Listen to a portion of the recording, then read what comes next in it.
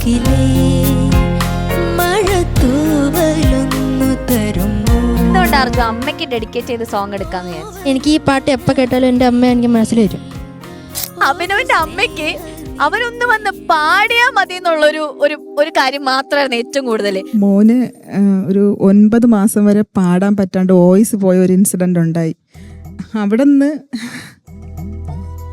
വരുന്ന വേദിയാണിത്. അപ്പം ഞങ്ങൾക്കിത് ഒരു സ്വപ്നം ആയിട്ടുള്ള ഒരു വേദിയാണിത്. എൻ്റെ അടുത്തിരുത്തിട്ട് ഞാൻ പറയും, നീ പാടിക്കോ, അമ്മയല്ലേ കേൾക്കുന്നത്, നീ എങ്ങനെ പാടിയാലും അമ്മയ്ക്ക് ഇഷ്ടമാണ്. അങ്ങനെ സ്വരങ്ങൾ പാടിപ്പിച്ച് കണ്ടിന്യൂസ് ആയിട്ട് അവൻ ശ്രമിച്ചാണ് ഇപ്പം ഇവിടെ എത്തിയത്. പാട്ട് കഴിഞ്ഞപ്പേ അഭിചേച്ചി എണീറ്റ് ദേവന്റെ അമ്മ എവിടെയെന്ന് ആരോട് അഭിചേച്ചിയോടോ? രക്ഷപ്പെട്ട മോളെ. ജഡ്ജസ് ആരെന്ത് ഓക്കെ എന്ന് പറഞ്ഞാലും എന്റെ മുഖം തെളിഞ്ഞാലേ മോക്ക് ഓക്കെ ആവുള്ളൂ. അമ്മയ്ക്ക് വേണ്ടി ഡെഡിക്കേഷൻ. അതെ, വൈ?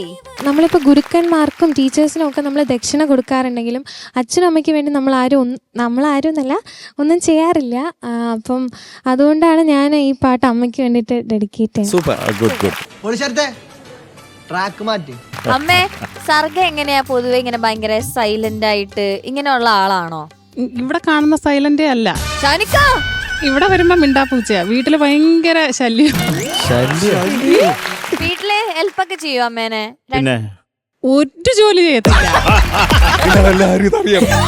നിങ്ങൾ കാണുന്ന സർഗ അല്ല യഥാർത്ഥ സർഗ, അത് വേറൊന്നുണ്ട്.